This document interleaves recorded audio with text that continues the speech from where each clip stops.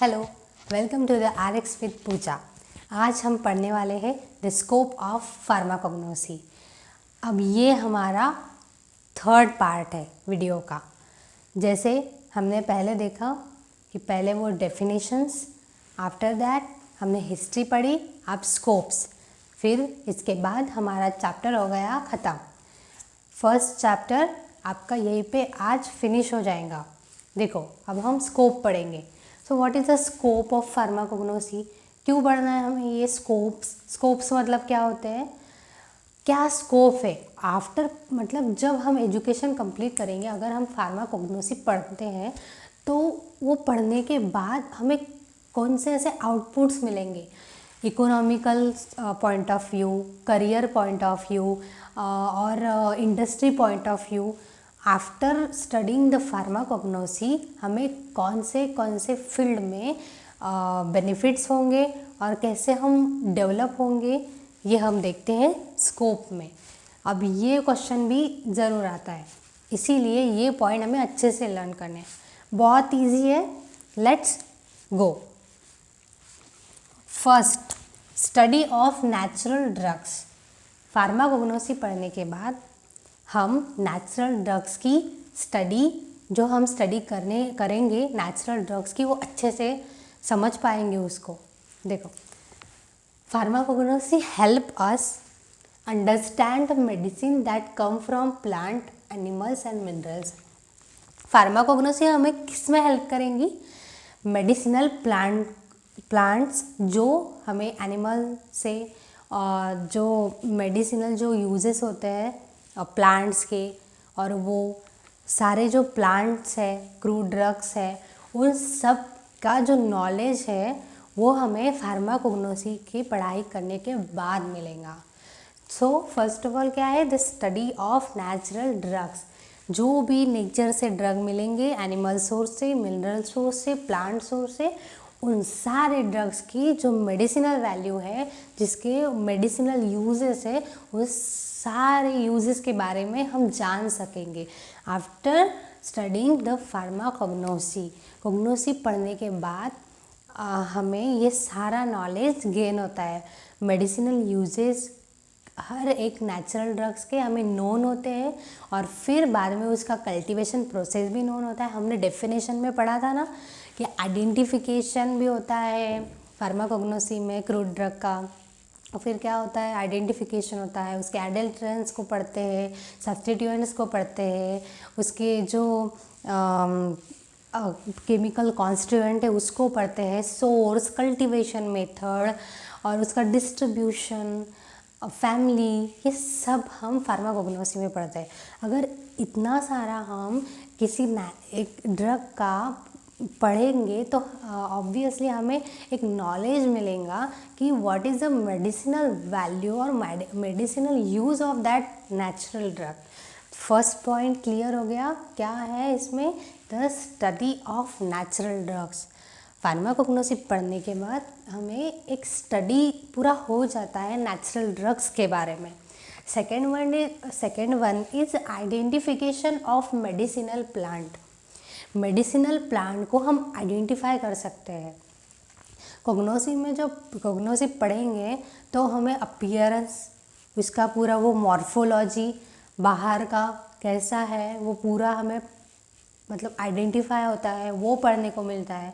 Identification test करते हैं, उनसे पता चलता है। फिर फार्माकोग्नोसी में जब उसके हमें केमिकल जो कंस्टिट्यूएंट्स उसमें प्रेजेंट है वो हमें मालूम पड़ते हैं इसमें।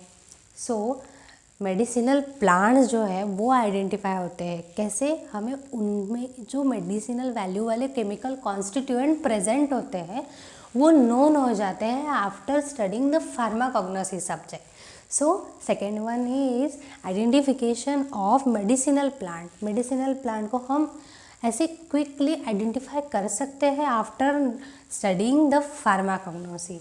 सो इट टीचेस, मतलब ये पढ़ने के बाद how to identify, collect, store medicinal plants and their safety. Pharmacognosy जब पढ़ते हैं तो उसमें हम आइडेंटिफाई भी कर सकते हैं मेडिसिनल प्लांट को, उसको कलेक्ट कैसा करना है, मेथड ऑफ कल्टीवेशन पढ़ते हैं, फिर उसका स्टोरेज कैसा रहना चाहिए ये भी इसमें इंक्लूड है, और उनकी सेफ्टी, प्लांट्स की सेफ्टी, ये सब फार्माकोग्नोसी में इंक्लूड होता है। फर्स्ट ऑफ ऑल जो पहला था उसमें क्या था, study of natural drugs. Natural drug की सारी स्टडी हम इसमें सीखते हैं। फिर बाद में identification of medicinal plant, medicinal plants को हम एक क्विकली आइडेंटिफाई कर सकते हैं और उसका कलेक्शन जो प्रोसेस होगा वो जानेंगे। फिर उसमें कलेक्शन के बाद उसका जो स्टोरेज है वो इसमें पता चलता है हमें, प्लांट की सेफ्टी कौन सी है वो। Third one is economic importance. Economically क्या इम्पोर्टेंस है, इकोनॉमिकली कैसे फार्माकोग्नोसी के पॉइंट ऑफ व्यू हम देखेंगे कि इकोनॉमिकली क्या इसका स्कोप है। तो इकोनॉमिक इम्पॉर्टेंस में है cultivation and export of medicinal plants provide income and employment. Cultivation and export, medicinal value, जो भी मेडिसिनल प्लांट्स होते हैं उनकी वैल्यू हमारे सिर्फ इंडिया में ही नहीं तो बाकी जो कंट्रीज़ हैं उनमें भी है। मेडिसिनल प्लांट्स जिनमें से कुछ नेचुरल ड्रग्स को आइसोलेट करते हैं, फिर उसके बाद प्रोसेस करके उसकी बहुत सारे मेडिसिन्स बनते हैं, तो ये सिर्फ इंडिया में ही थोड़ी ना इम्पॉर्टेंट है, एक्सपोर्ट भी तो होंगे बाहर के देश में। तो ये इकोनॉमिक पॉइंट ऑफ व्यू बहुत इम्पॉर्टेंट है कि जब हम उसका कल्टीवेशन करेंगे अच्छे से, फिर उसको कलेक्ट करेंगे, फिर उसको बाहर की जो कंट्री है उसमें एक्सपोर्ट करेंगे, तो ऑब्वियसली हमें इकोनॉमिकल जो बेनिफिट होगा तो वो तो होगा ही, और फिर हम जब इसमें वर्क करेंगे तो जो एम्प्लॉयमेंट है वो भी बढ़ेंगी। ओके, ये हो गया। फिर नेक्स्ट है environmental conservation, it's promote cultivation and protection of medicinal plants. ये सब्जेक्ट हमें हमेशा प्रमोट करता है कि मेडिसिनल प्लांट को कैसे प्रोटेक्ट करना है, कैसे उसको कंजर्व करना है हमेशा, क्योंकि इसमें यही सिखाया जाता है कल्टीवेशन मेथड, उसके सारे प्रोसेसेस कल्टीवेशन के, और पूरी उसकी गाइडलाइंस होती है इसमें इंक्लूड्स कि हाउ टू कल्टीवेट इट। इसमें हमें इन्वायरमेंट का कंजर्वेशन सीखते हैं हम। सो क्या है environmental conservation, it's promote a cultivation and protection of medicinal plant. Next one is pharmaceutical industry. Pharmaceutical industry में इसका क्या वर्क है, ऑब्वियसली होगा ही, क्योंकि इंडस्ट्री में ही जो जब मेडिसिनल प्लांट्स आगे जाएंगे तो इंडस्ट्री में उसके ऊपर कुछ प्रोसीड होके फिर मैन्युफैक्चरिंग होगा और कुछ तो फिर ड्रग प्रोडक्ट्स फॉर्म होंगे, हमारे फार्मूलेशंस बनेंगे बहुत सारे।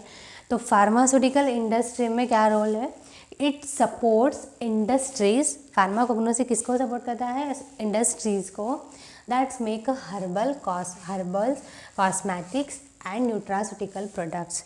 हर्बल कॉस्मेटिक बनाने में ये प्रमोट करता है फार्माकोग्नोसी। इंडस्ट्री में हर्बल कॉस्मेटिक, बहुत सारे हर्बल कॉस्मेटिक्स के कंपनीज़ हैं, बहुत बड़ी बड़ी वास्ट कंपनीज़ है। आपने देखा होगा ना Himalaya is one of the biggest herbal based company, जिसमें हर्बल प्रोडक्ट मतलब हर्बल जो है इंग्रेडिएंट्स उनसे बनाकर ये जो प्रोडक्ट्स है हिमालयाज़ के वो बनाए जाते हैं इसमें। सो pharmaceutical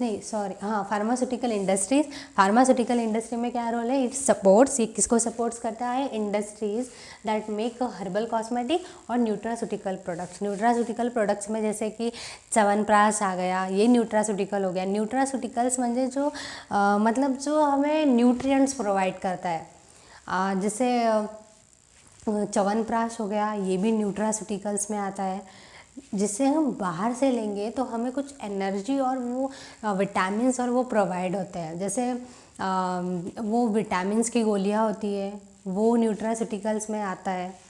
okay, next one is drug discovery and research. What is the role of and scopes in the Scope of pharmacognosy in a drug discovery and the research. Scientists use a pharmacognosy to find a new medicine. Scientist जो है वो पूरे pharmacognosy का study करके find करते हैं कि what is a medicinal plants, कौन से मेडिसिनल प्लांट है, कैसे उनकी कैरेक्टरिस्टिक्स है, उनको फाइंड करने में इजी कब होता है, जब वो फार्माकोग्नोसी का स्टडी करते हैं. सो क्या हो गया, ड्रग को डिस्कवर करने के लिए और रिसर्च में फार्माकोग्नोसी का बहुत बड़ा रोल होता है.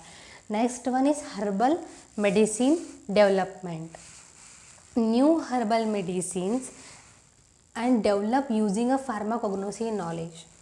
हर्बल मेडिसिन डेवलपमेंट मतलब पहले जो अवेलेबल है मार्केट में, जो हर्बल मेडिसिन अवेलेबल होगी उसको ही अच्छे से डेवलप करना, ये भी फार्माकोग्नोसी से इजी हो जाता है. मेनली कैसे, अगर कोई हर्बल मेडिसिन है और उसके कोई ड्रॉबैक्स है, तो अगर हमें पूरा नॉलेज होगा मेडिसिनल प्लांट्स का, फार्माकोग्नोसी का, तो हम उस मेडिसिन की डेवलपमेंट ज़रूर कर सकते हैं. जब हमें फार्माकोग्नोसी का नॉलेज होगा, मतलब you develop a herbal medicine by using the pharmacognosy knowledge. Okay, understand, it's very simple. And last one, और ये है phytochemical studies. Phyto means plant में जो केमिकल पाए जाते हैं, मेडिसिनल प्लांट में जो केमिकल कंस्टिट्यूएंट्स पाए जाते हैं, उनका स्टडी करना.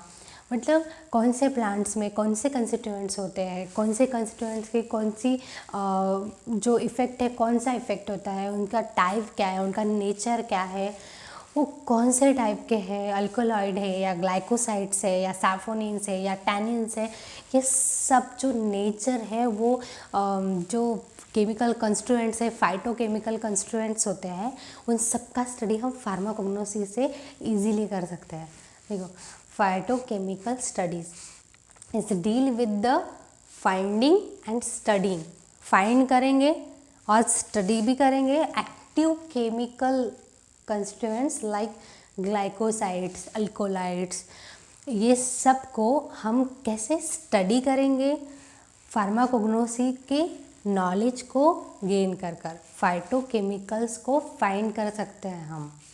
Next one is traditional medicine understanding.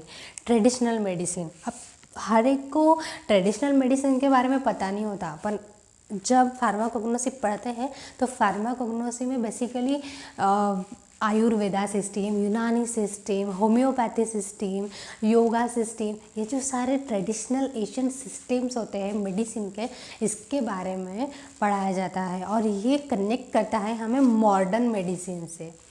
देखा, आज हमने पूरे स्कोप कवर कर दिए. लास्ट में मैं बताती हूँ आपको कि कैसे और कौन से क्वेश्चन आते हैं. ये पहला चैप्टर हमारा कंप्लीट हो गया.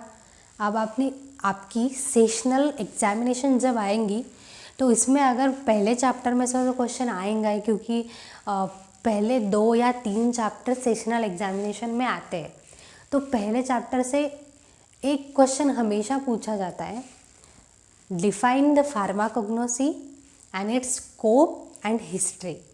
सो पहले फर्स्ट पार्ट में मैंने आपको डेफिनेशन पढ़ाई, सेकेंड पार्ट में मैंने आपको क्या पढ़ाया, उसकी हिस्ट्री पढ़ाई, और थर्ड ये स्कोप. ये पूरा कंपाइलेशन एक ही क्वेश्चन में आता है 5 मार्क्स के लिए. अगर नहीं आया 5 मार्क्स के लिए तो 2 मार्क्स के लिए 100% वो डेफिनेशन आती है.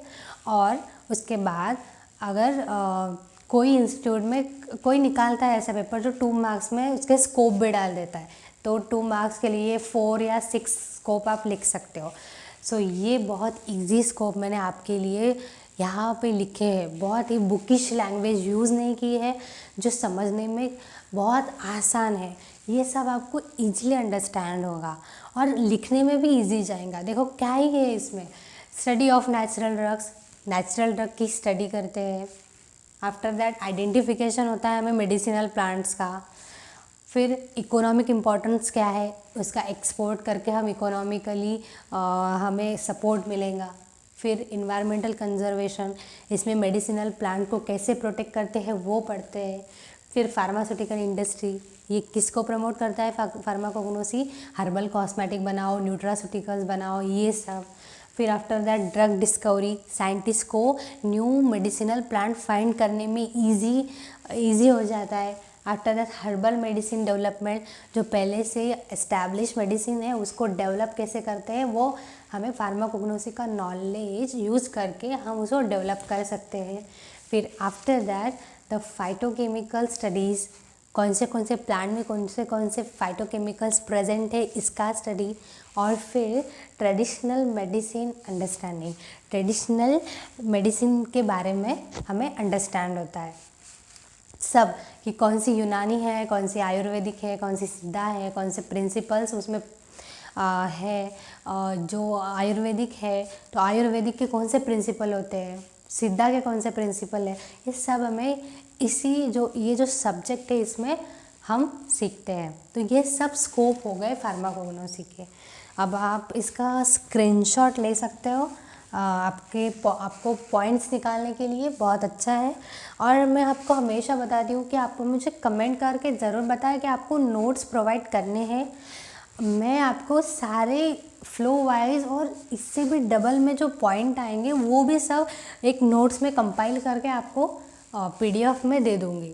सो आप मुझे ज़रूर बताएं आपको अगर नीड होगी नोट्स की। ये सिंपल और बहुत ही अच्छे अंडरस्टैंडिंग लैंग्वेज में लिखे गए हैं। इसमें कोई बुकिश और बहुत ही ऐसी क्रिटिकल लैंग्वेज नहीं है जो आपको कभी अंडरस्टैंड नहीं होंगी। ऐसी लैंग्वेज कभी भी मैं यहाँ पे यूज़ नहीं करती। ये सब क्यों डिलीवर कर रही हूँ, जैसे आपको सब समझना चाहिए ईजी वे में। बुक तो सब पढ़ते हैं पर वो बुक में जो बुकिश लैंग्वेज है वो हर किसी को समझ में नहीं आती, इसलिए ये सारा कंटेंट आपके लिए है अंडरस्टैंड होने के लिए।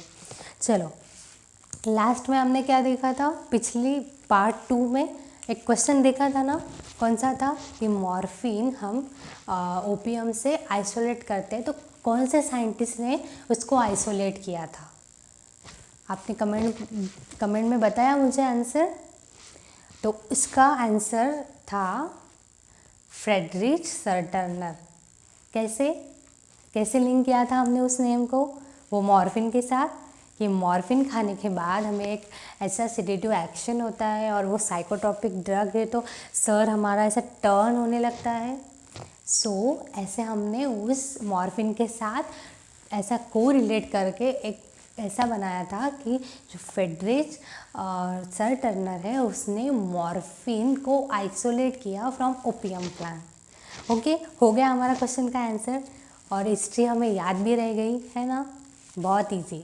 अब इसी से हमारा 3 पार्ट में हमारा फर्स्ट चैप्टर फार्माकोग्नोसी का ख़त्म हो गया है।